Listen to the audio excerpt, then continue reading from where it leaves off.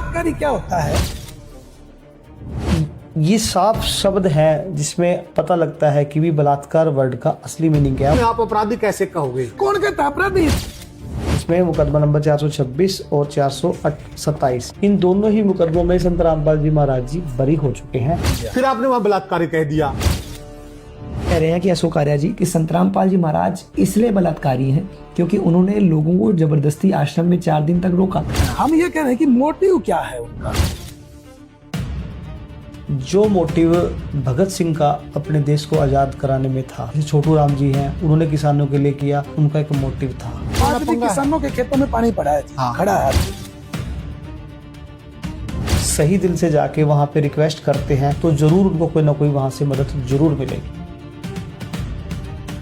क्या अशोक आर्या को अब माफी मांग लेनी चाहिए? साथियों नमस्कार, मैं पत्रकार वैभव वदिया स्वागत करता हूं आज की इस नई वीडियो में। साथियों आज मैं बात करूंगा एडवोकेट अशोक आर्या की। पिछले कुछ दिनों आरडी न्यूज के माध्यम से इन्होंने गलत बयान दिए थे, सरकार पर टीका टिप्पणी करी थी, किसानों पर टीका टिप्पणी करी थी और प्रमुख तौर पर सतलोक आश्रम के संचालक संत रामपाल जी महाराज पर गलत आरोप लगाए थे। अब फिर से घेरे में है। ग्रामीण भारत न्यूज चैनल के माध्यम से इन्होंने कुछ बयान दिए हैं। इनकी बात में न सिर है न पैर है, इनके बयान आपस में तालमेल नहीं खा रहे। शुरू में कुछ और तो अंत में कुछ और। इन्हीं सारे सवालों के जवाब जानने के लिए हमारे साथ इस वीडियो में मौजूद हैं एडवोकेट हितेंद्र अत्री जी। पेशे से वकील हैं, सामाजिक कार्यकर्ता भी हैं, ह्यूमन राइट एक्टिविस्ट भी हैं और सभी सामाजिक मुद्दों से जुड़े रहते हैं और प्रमुख तौर पर संत रामपाल जी महाराज यानी सतलोक आश्रम के मुकदमों से, केसों से गहरी जानकारी रखते हैं।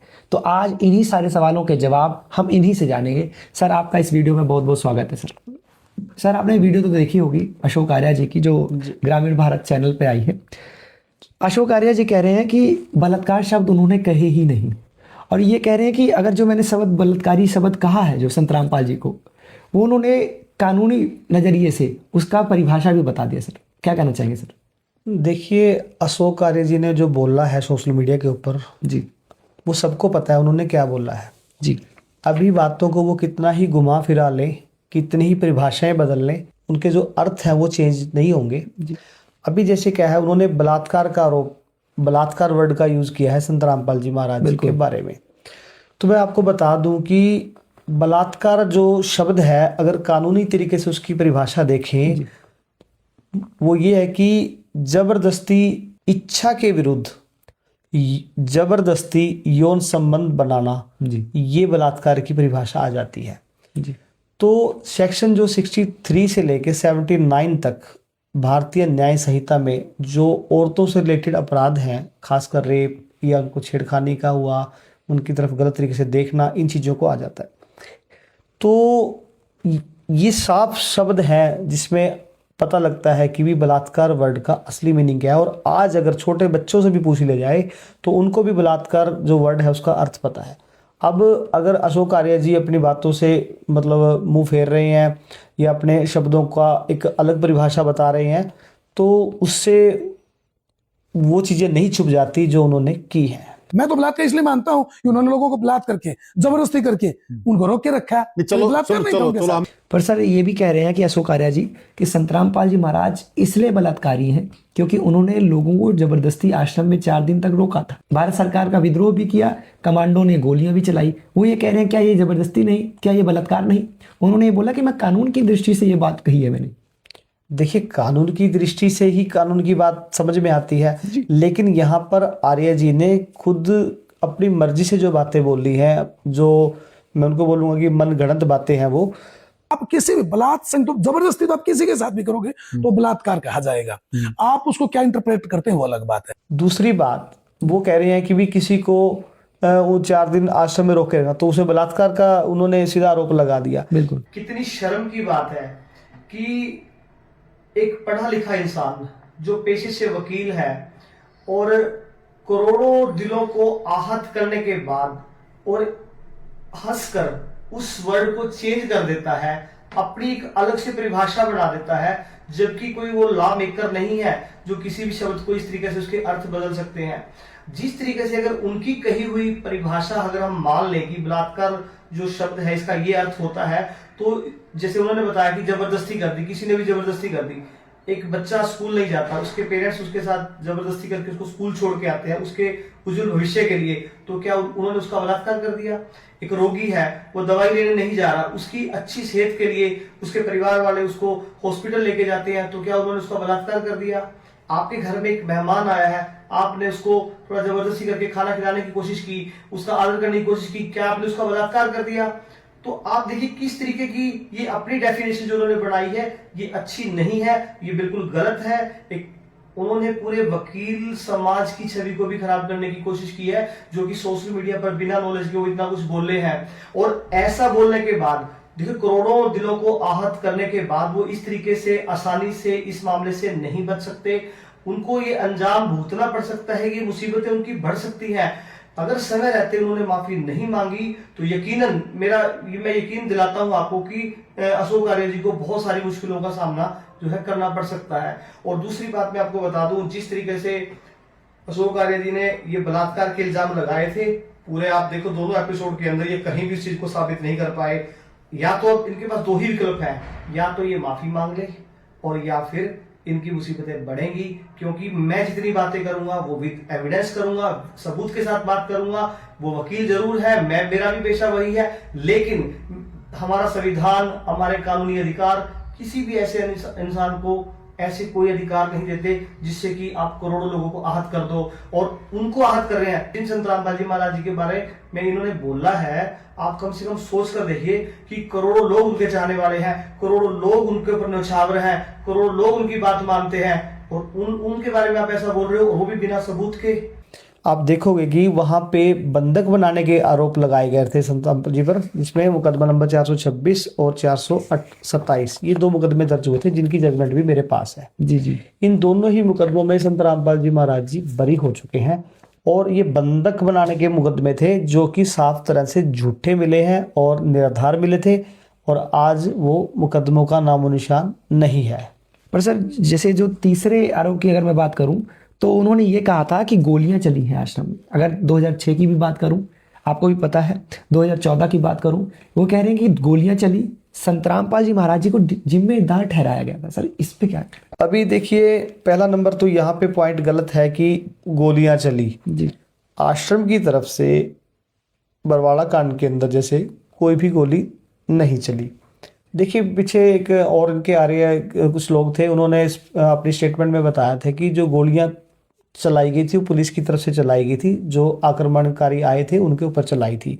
और दूसरी बात, जो बरवाड़ा कांड की अगर बात करें तो उसके अंदर आश्रम की तरफ से कोई गोली नहीं चली। FSL रिपोर्ट्स में हर जगह आ चुका है कि किसी भी आश्रम के वेपन से कोई भी गोली नहीं चली है।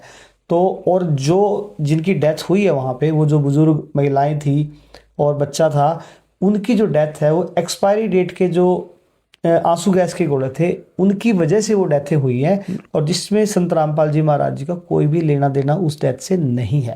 जिन लोगों के वो परिजन थे जो मरे थे, उन लोगों ने हाई कोर्ट में जाकर ये बात बोली, अपने मुख से बोली, पिटीशन डाली उन्होंने कि इसमें संत रामपाल जी महाराज जी का कोई दोष नहीं है। और उसके बाद उनके खाली पेपर्स पे साइन करवाए गए थे। और उसके बाद एक बात और सामने आई कि जितना भी ये सारा कुछ चला, उस दौरान में एक भी ऐसा गवाह, इंडिपेंडेंट कोई विटनेस नहीं है इन केसों के अंदर कि जो सीधे तौर पर आकर संत रामपाल जी महाराज जी के खिलाफ जो गवाही दे सके। चलिए सर, अब मैं आ जाता हूं जो उन्होंने भारत ग्रामीण, जो ग्रामीण भारत चैनल पर तीसरी जो बात कही थी, चौथी बात कही थी कि पाइप मोटर के बारे में बात कही थी। उन्होंने ये कहा था कि हमारी सरकार काम नहीं करती है, सरकार वहां काम करती है जहां उसको बेनिफिट चाहिए। संत रामपाल जी महाराज जी को मौका मिला, उन्होंने मदद करी, पर यह कहना है कि अभी भी भिवानी के लगभग 20 गांवों की बात उन्होंने वीडियो में कही थी कि वहां भी अभी खेतों में पानी भरा है, वहां क्यों नहीं मदद पहुंचाई संत रामपाल जी ने? देखिए, ऐसा है कि जो उनका कहना है कि सरकार मदद नहीं कर रही जी, मैंने पहले भी बोला था कि आप सरकार से रिक्वेस्ट कीजिए और सरकार के खिलाफ वो काम कीजिए अगर आपको लगता है कि सरकार कोई काम नहीं कर रही। और अगर सरकार वाला काम जो सरकार को करना चाहिए था वो महाराज जी ने कर दिया तो उसको अप्रिशिएट करते वो। और दूसरी बात, अगर जो भिवानी डिस्ट्रिक्ट की बात कर रहे हैं कि वहाँ के बहुत सारे गाँव में पानी खड़ा है, देखिए भिवानी के गाँव है खरक, उसके अंदर जो है मदद पहुंचाई गई थी और वहाँ के लोगों ने बहुत ज़्यादा बदतमीजी है जो लोग वहाँ पे टीम गई थी मदद लेके उसके साथ की थी। देखिए इतनी बड़ी मदद हो रही है उसकी आप उसको वैल्यू नहीं दे रहे, ये कारण भी हो सकता है। और दूसरी बात, वो जो भी गाँव डूबे हुए हैं अगर वो अपने सही दिल से जाके वहाँ पे रिक्वेस्ट करते हैं, देखिए काम संत रामपाल जी ने करना है, कमेटी है उनकी जो उन्होंने करना है, पर मेरा ये विश्वास है अगर वो लोग उम्मीद लेकर जाते हैं तो ज़रूर उनको कोई ना कोई वहाँ से मदद ज़रूर मिलेगी। सर अगर बात करें पाइप मोटरों के आंकड़े की, उन्होंने ये कहा है कि थोड़ी सी मदद करके, यानी कहा है कि उंगली कटवाकर शहीदों में नाम दर्ज करवाना चाहते हैं संत रामपाल जी महाराज। मतलब कि कहने का मतलब ये आर्य जी ये कह रहे हैं अपनी वीडियो में कि सरकार काम नहीं करती। पहला तो बड़ा आरोप लगाया सरकार पे कि सरकार कोई काम नहीं करती, फिर ये कह रहे हैं कि सरकार वही काम करती जहां उसको बेनिफिट होगा, यानी कि सरकार ने काम नहीं किया, संत रामपाल जी को मौका मिला और संत रामपाल जी महाराज ने थोड़ी सी ही मदद करी है। अगर मैं बात करूं तो पाइप मोटरों के आंकड़े की, तो सर थोड़ा सा पाइप मोटर के आंकड़ों की बात बताएं। देखिए आंकड़ों की अगर बात की जाए 237 गाँव की लिस्ट मैंने खुद से देखी है जो हरियाणा के गाँव की है जी। तो ये इनका कहना है कि 4-5 गाँव में मदद दी होगी जी। तो इनको आंकड़े बिल्कुल नहीं पता, इनको बिल्कुल भी जानकारी उस चीज़ की नहीं है, बस ये जो बोले जा रहे हैं वो बोले ही जा रहे हैं। एक बड़ी बात और भी कही है कि थोड़ी सी उंगली कटवाकर शहीदों में नाम दर्ज करवाना चाहते हैं। देखिए वही तो कह रहा हूँ ना कि ये उस मदद को मदद मान ही नहीं रहे और इनके ना मानने से उस मदद को नकारा नहीं जा सकता। कत्लेआम जब होते हैं तो धर्मों के बीच होते हैं, चाहे वो हिंदू मुसलमान के बीच हो, चाहे वो यहूदी और नॉन यहूदियों के बीच में हो, और चाहे सिख और गैर सिखों के बीच हो। सर एक बात और भी कही है उन्होंने कि धर्म के नाम पर धंधा है, पढ़ा लिखा अंधा है। यानी कुल मिला के कह रहे हैं आर्या जी अपनी वीडियो में कि जितने अधार्मिक लोग होंगे उतने अहिंसावादी होंगे, अहिंसा के पुजारी होंगे, और जितने धार्मिक होंगे उतने धर्म के बीच में कत्लेआम करेंगे। सर क्या कहना चाहिए इसमें? देखिए मैं करेक्ट करता हूँ आपको, उन्होंने बोला कि भी जितने भी अधार्मिक लोग होंगे वो अहिंसा वाले बनते हैं, मतलब बिल्कुल ठीक है। तो ये बात तो है, मैं सहमत हूँ इस बात से कि जैसे जो आर्य समाज के लोग हैं वो अपने आप को कितना देश के लिए कुर्बानी वाला और कितना कुछ बताते हैं, अहिंसावादी भी अपने आप को बताते हैं, लेकिन जो उन्होंने कोरोना कांड के दौरान किया 2006 में 2013 में जिस तरीके से उन्होंने अटैक किए आश्रमों के ऊपर, तो बिल्कुल वो मतलब कि बाहर से तो क्या दिखाते थे और असली काम उन्होंने क्या करके दिखाया। और दूसरा जो उन्होंने बोला कि जो धार्मिक लोग होते हैं धर्म के उसमें और कत्लेआम हो जाते हैं, धर्म की आड़ में लगा लो, तो यहाँ देखिए संत रामपाल जी महाराज ने एक मानव धर्म को पुश किया, उसको एक बढ़ावा दिया, उसकी एक मदद की, सेवा करी, तो आज उसका नतीजा उनको जेल में रह के मतलब उसको देना पड़ रहा है उनको सारी बातों का। तो ये कितनी बड़ी बात है। इस बात से मैं सहमत हूँ कि जो मानव धर्म के नाम पे संत रामपाल जी अच्छा कर रहे थे, लेकिन बहुत से लोगों को बर्दाश्त नहीं हुआ और जिसका ये नतीजा है कि आज संत रामपाल जी जेल में है। आर्य समाज की परिधि में बंधा हुआ नहीं हूं मैं, मेरे नाम के आगे आर्य जो लिखा जाता है। मैं उसी बात पर था। सर एक बात और भी उन्होंने कही है कि वे आर्य समाजी के परिधि में नहीं बनते हैं। उन्होंने ये कहा कि मैंने भले अपने नाम के पीछे आर्य लगा रखा है, यानी कि वकील अशोक आर्य, पर वो समाजी नहीं है। सर क्या कहते हैं? देखिए वो तो खुद ही बोल रहे हैं कि मैं आर्य लिखता जरूर हूँ नाम के पीछे लेकिन समाजी नहीं हूँ, तो उनको ज़्यादा पता है। वो आधे आर्य समाजी हैं या बिल्कुल आर्य समाजी नहीं है, लेकिन वो अपने नाम के पीछे आर्य लगाते हैं तो हमने उनको आर्य बोला है।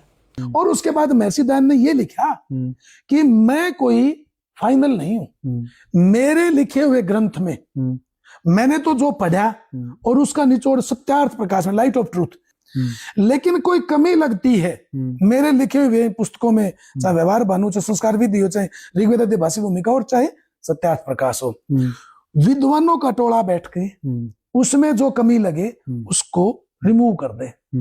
सर एक बात और भी उन्होंने कही है, ये कह रहे हैं कि जो अब अगर मैं बात करूं विवादित पुस्तक की, यानी सत्यार्थ प्रकाश की, जो महर्षि सरस्वती दयानंद जी की लिखी है, कहते हैं कि सरस्वती दयानंद जी ने ये कह के गए थे कि अगर मेरी पुस्तक फाइनल नहीं है, इसमें अगर कुछ कमियां लगे तो आप निकाल लेना, अमेंडमेंट कर लेना, और कुछ विद्वानों को बैठा करके मीटिंग भी कर सकते हैं, इसमें सुधार भी ला सकते हैं। वे खुद ये कह रहे हैं, अशोक आर्य जी अपनी वीडियो में कह रहे हैं कि मैं खुद चाहता हूं, मुझे खुद कभी कभी दर्द होता है कि इस पुस्तक में कमियां निकाली जाए, दूर करी जाए। सर क्या कहना चाहिए? सर देखिए अगर उस बुक में कमियां थी तो महाराज जी ने वो कमियां प्रोजेक्टर के माध्यम से बता दी तो कोई गलत नहीं किया।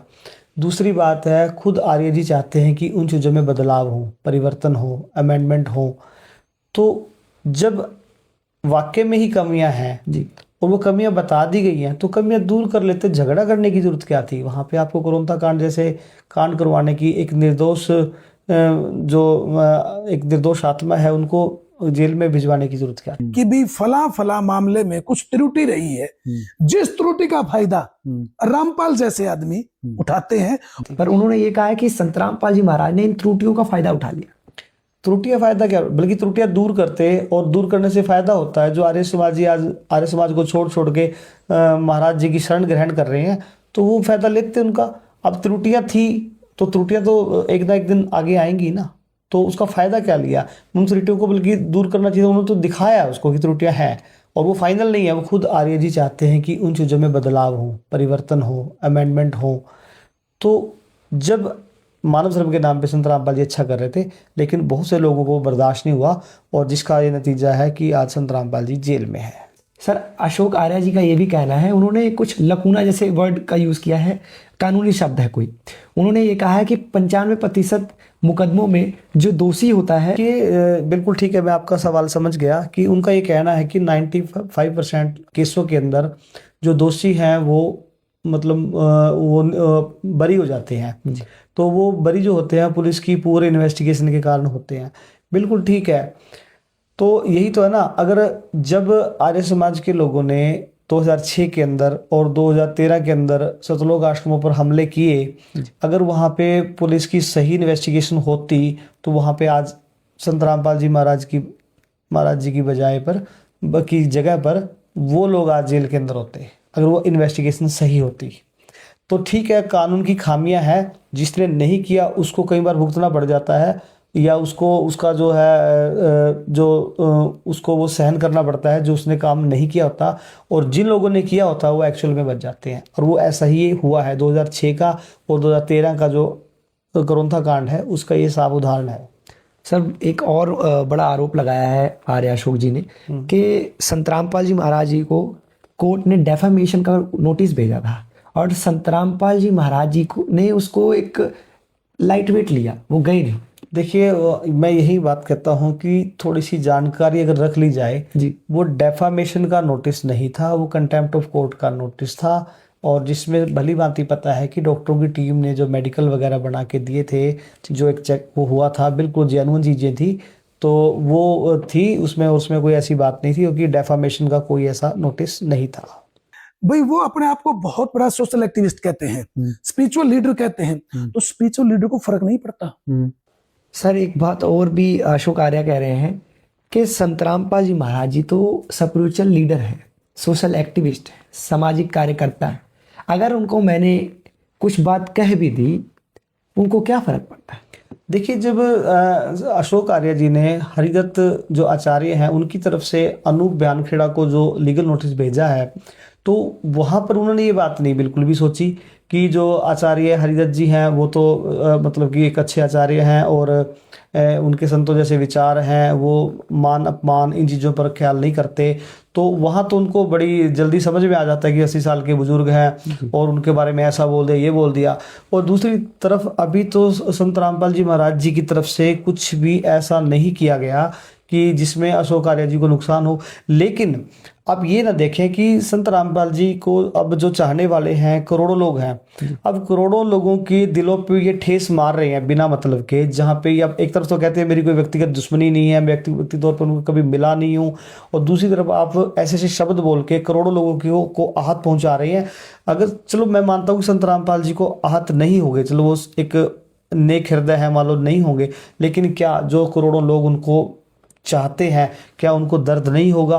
क्या वो कानूनी कार्रवाई नहीं करेंगे? क्या उनको कानूनी कार्रवाई करने का अधिकार नहीं है? और इस बात से अगर मान लो कि संत जी नेक हृदय है मान लो, और वो उनको ये बात मान लेते हैं, इनकी बात मान लेते हैं कि उनको इस बात का कोई भी उनको महसूस नहीं करना पड़ता, तो फिर उनका ऐसा होना इस बात का लाइसेंस कहाँ दे देता है कि अशोक आर्य जी कुछ भी गलत शब्द बोल दें और कुछ भी गलत शब्द बोलते रहें और ऐसे संगीन आरोप लगा दें जो एक्चुअल में है ही नहीं।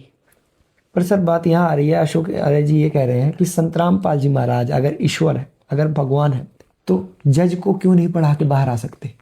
देखिए पता क्या, ऑल ओवर जितनी बातें हुई हैं दोनों वीडियोस के अंदर, उन्होंने जो कुछ बोला है जी, वो किसी भी जो उनके पॉइंट हैं वो किसी भी पॉइंटों में वो उन्होंने जो है संत रामपाल जी महाराज जी को अप्रिशिएट करने की बजाय उनका हर बात का जो है विरोध ही किया है कुल मिला के। और अभी जैसे सारी बातें छोड़ के पहले उन्होंने मदद कैसे कर दी, उन्होंने मदद हुई नहीं, पहले तो इन बातों पे पहले तो ये भी कह रहे थे कि मदद कुछ मतलब महारथी तो ऐसे भी रहे हैं जिन्होंने ये बोला है कि बाढ़ ही नहीं आई हरियाणा के अंदर, तो कईयों ने कहा तो मदद हुई है तो 2-4 गांव में हुई है, तो कईयों ने बोला अगर मदद की है तो सरकार ने करवा दी, इनसे सरकार की जो मिली भगत है। फिर ऊपर से बोलते हैं कि सरकार फेल है। अभी अब बोलते हैं कि संत रामपाल जी महाराज भगवान है तो वो जज को पढ़ा के क्यों नहीं आ जाते। तो मैं ये बात उनसे पूछना चाहता हूँ कि 2006 से लेकर जब 2008 तक संत रामपाल जी जेल में रहे तो उस समय शिष्यों की जो संख्या थी उसमें कितनी बढ़ोतरी हुई, और आज 2014 से लेकर 2026 चल रहा है, आज जेल में है तो संख्या में कितनी, शिष्यों की संख्या में कितनी बढ़ोतरी आई। तो इस चीज़ से आप अंदाज़ा लगाओ कि अगर वो जेल में है तो वो इनको भी अच्छी तरह से पता है कि वो जेल में क्यों है, क्योंकि वो निर्दोष है और जो सरकारी दबाव लगाओ या जिन दबावों की वजह से वो जेल के अंदर है। अभी देखिए पहले गवर्नमेंट कांग्रेस की थी, जब 2006 का कांड हुआ, 2013 का कांड हुआ, फिर 2014 में बीजेपी गवर्नमेंट आई तो उसके अंदर संत रामपाल जी जेल में, यानी कि अलग अलग गवर्नमेंटों के उसमें भी संत रामपाल जी जेल में है। तो यहाँ से साफ पता लगता है कि उनके खिलाफ कितनी राजनीति खेली गई है जिसके कारण वो जेल में है, लेकिन उसकी परवाह नहीं हो रही और उसके बाद भी जो लोग हैं उनसे निरंतर जुड़ते जा रहे हैं। संत रामपाल की किताब है ज्ञान गंगा, वो मेरे पास आप जैसे कि क्यों, हम तो अध्ययनशील प्राणी हैं, जो भी कुछ आता हम पढ़ते हैं उसको। उस ज्ञान गंगा को मैंने पूरी पढ़ी? हाँ पूरी, 2-3 बार, एक बार भी नहीं। तो मुझे ज्ञान तो कहीं लगा था, गंगा गंगा बह रही है, अब गंगा वो मतलब विनाश की ओर बह रही है। उन्होंने एक पुस्तक पे जो संत रामपाल जी महाराज की खुद की लिखित, उनकी हस्तलिखित पुस्तक है, उस पर भी एक आरोप लगाया है कि ज्ञान गंगा नाम है पुस्तक का, मगर उसमें कुछ ज्ञान नहीं है, ऐसे ही गंगा बह रही है। ये बहुत बड़ी बात कही सर। देखिए उन्होंने बोला है कि भी जो ज्ञान गंगा है वो विनाश की है, विकास की ये नहीं पता, लेकिन वो बह रही है और उस बुक को मैंने कई बार पढ़ा है, उसमें कुछ नहीं है। देखिए ये भी वकील हैं और उसी बुक के बारे में मैं आपको और विचार बता देता हूँ विचार जो सुप्रीम कोर्ट के वकील हैं सुरेश चंद्र, आप बाकायदा बुक के जो 4 नंबर पेज है, देखिए ये बुक है, यही वो ज्ञान गंगा बुक है, और जिसके अंदर ये 4 नंबर पेज पे लिखा हुआ है कि देखिए आप यहाँ देखिए, ज्ञान, इस पुस्तक को पढ़कर सुप्रीम कोर्ट के वरिष्ठ अधिवक्ता श्री सुरेश चंद्र ने कहा है इस पुस्तक का नाम ज्ञान सागर होना चाहिए। अब देखिए संत रामपाल जी को विचारों से जो है उनकी जो पहचान बनी है एक समाज के अंदर, देश विदेशों में उनकी जो पहचान बनी है, तो मैं ये रिक्वेस्ट करता हूँ आर्य जी से भी, अशोक आर्य जी से, कि वो भी ऐसे विचार रखें जिसके कारण समाज में उनकी एक अच्छी पहचान बने। जैसे संत रामपाल जी महाराज जी ने अपनी पहचान बनाई, इतने विरोधों के बाद भी वो इतना नाम कमा रहे हैं, इतना लोग उनका जो अनुसरण कर रहे हैं, और जो उनकी बुक को वो कह रहे हैं कि वो बुक में कोई विकास नहीं है, विनाश झलक आता है, कुछ भी जो भी उन्होंने बोला है। आप ये देखिए उसी बुक को पढ़कर बहुत सारे लोग उनका अनुसरण करने लग गए, और उसी बुक को एक सुप्रीम कोर्ट के वकील कह रहे हैं कि ज्ञान गंगा की बजाय इनका नाम ज्ञान सागर होना चाहिए। आप देखो दोनों विचारों में कितनी तब्दीली है कि उन्होंने उस बुक को पढ़ के क्या मतलब बताया, और जो एक्चुअल उसका मीनिंग समझ जाते हैं तो उन्होंने क्या बताया। तो ये डिपेंड करता है पढ़ने वाले के ऊपर कि वो पढ़कर क्या समझता है। जैसे अशोक आर्य जी ने तो बलात्कार शब्द का भी अर्थ अपनी मर्जी से कर दिया, तो और उसके बाद पहले उन्होंने बोला कि वो शब्द बोल ले, फिर उन शब्दों से मना कर दिया, और एक जगह तो उन्होंने यहाँ तक भी बोला कि ये 99% ये सरकार का किया हुआ है जी। अभी एक तरफ तो कह रहे हैं सरकार कुछ करती नहीं, और दूसरी तरफ कह रहे हैं कि 99% ये सरकार का किया हुआ है, और दूसरी तरफ वो आरोप लगाते हैं कि ये सरकार से डीलिंग करते हैं। अगर डीलिंग की बात करें तो डीलिंग तो वो थी जब 2006 के अंदर क्रोंथा आश्रम के ऊपर हमला हुआ और दोषियों को कुछ नहीं कहा गया, वो डीलिंग थी। अगर 2013 के अंदर हमला हुआ आश्रम के ऊपर फिर भी दोषियों को बख्श दिया गया तो वो डीलिंग थी। तो डीलिंग करना तो वो लोग जानते हैं जिन्होंने वो डीलिंग करके और अपना जो फायदा उठाया है, सरकार का भी फायदा उठाया है, और खुद भी गलत काम करते हुए भी आज वो बाहर घूम रहे हैं।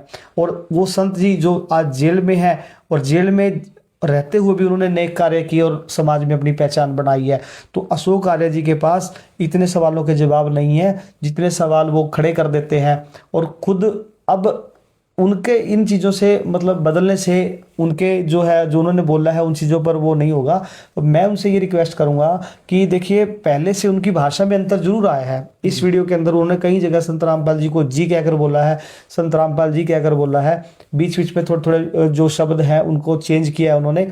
लेकिन मैं मानता हूँ कि अगर उनसे गलती बनी है, सोशल मीडिया के ऊपर शरेआम उन्होंने बोला है, करोड़ों लोगों की दिलों को उन्होंने आहत पहुंचाई है, तो उनको माफ़ी मांग लेनी चाहिए। और माफ़ी मांगने से कोई छोटा नहीं होता, और उससे उनकी समाज में जो छवि है वो सुधरेगी, उससे अच्छा लगेगा कि भी एक पढ़े लिखे आदमी जो अगर उनसे कोई गलत वर्ड निकल गए हैं, चाहे वो गुस्से में निकल गए हैं, जल्दबाजी में निकले, किसी भी तरीके से, तो उनको माफ़ी मांग लेनी चाहिए। और इन फ्यूचर ऐसे विवादित बयान उनको नहीं देने चाहिए, क्योंकि जो वो एक किसानों के सिस्टम से जुड़े हुए हैं, मान लो अगर वो काम करते हैं, वो एक डिस्ट्रिक्ट लेवल पर है, लेकिन संत रामपाल जी जो है वो वर्ल्ड लेवल पर और भी बहुत सारी चीज़ों की जो जानकारी है, और उनके भी जो शिष्य हैं वो वकील भी हैं और अन्य बड़े पेशों से जुड़े हुए हैं। तो ऐसी बात नहीं, तो समझने की बात है।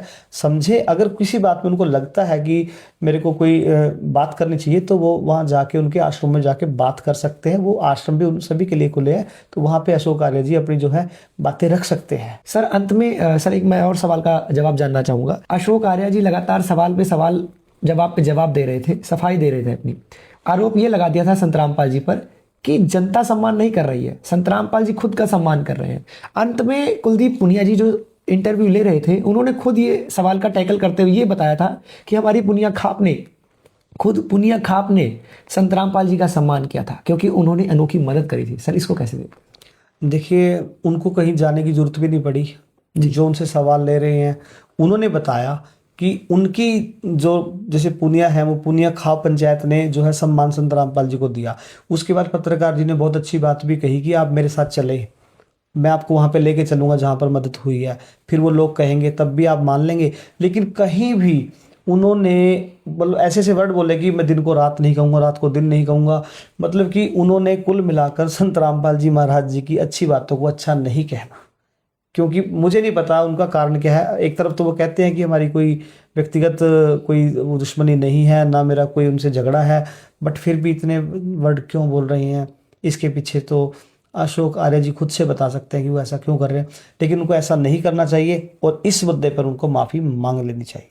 सर जैसे आप बता रहे हैं कि अशोक आर्य का मोटिव तो नहीं पता लग रहा संत रामपाल जी पर आरोप लगाने का, पर अशोक आर्य ने एक आरोप जरूर लगाया है संत रामपाल जी पर कि संत रामपाल जी का मोटिव क्या है। जी बिल्कुल, इस बात को तो उन्होंने बार बार रिपीट किया है कि मोटिव क्या हो सकता है, मोटिव क्या हो सकता है। मुझे ऐसा लगता है जो मोटिव भगत सिंह का अपने देश को आज़ाद कराने में था, जिसके लिए उन्होंने अपनी जो जेल में गए, जेल से छूट भी सकते थे, जब बम गिराया उन्होंने वहाँ असेंबली में, वहाँ से भाग सकते थे, लेकिन उन्होंने अपने देश के लिए जो किया वो उनका एक मोटिव था। तो इसके अलावा और बहुत सारे लोग हैं, जैसे छोटू राम जी हैं, उन्होंने किसानों के लिए क्या किया, उनका एक मोटिव था। बहुत सारे लोगों ने अपनी ज़िंदगी दांव पर लगाई। आज संत रामपाल जी 11 साल से अब जेल में हैं, 2 साल पहले जेल में रह के आए हैं, और इसके अलावा समाज में बहुत सारे कष्ट उन्होंने पहले उठाए हैं। और जबकि बात अगर आप देखोगे तो ज्ञान ही फैला रहे हैं, लोगों की मदद कर रहे हैं, तो क्या मोटिव हो सकता है। तो मुझे तो समाज भलाई, मानव भलाई से के अलावा कोई और उनका मोटिव नज़र नहीं आता। जितना भी मोटिव मेरे को नज़र आता है वो एक अच्छा मोटिव है। हर इंसान का मोटिव ऐसा होना चाहिए, और इतने दुखों में होते हुए भी आप फिर भी दूसरों के लिए कर रहे हो, ये बहुत बड़ी बात होती है। और ये करके दिखाया है, कहने सुनने की बात नहीं है। बिल्कुल सर, आपका बहुत बहुत धन्यवाद सभी सवालों के जवाब देने के लिए। साथियों, आज हमारे साथ मौजूद एडवोकेट हितेंद्र अत्री जी, इन्होंने अशोक आर्य हैं, वकील अशोक आर्य हैं, इनके सभी सवालों के, इनके जितने भी झूठे आरोप संत रामपाल जी पर लगाए, उनके सभी आरोपों के जवाब आज इन्होंने विद प्रूफ भी दिए हैं, जजमेंट्स भी दिखाई है कि संत रामपाल जी महाराज बाइज्जत कोर्ट से बरी भी हो चुके हैं। फिर जब उन्होंने आरोप लगाया, पहले तो उन्होंने महर्षि सरस्वती दयानंद जी पर जो उनकी पुस्तक की चर्चा करी, फिर एक पुस्तक और बहुचर्चित थी ज्ञान गंगा, उसको उन्होंने ये बोला कि इसमें जो गंगा बह रही है वो अकेले गंगा बह रही है, इसमें ज्ञान नहीं है।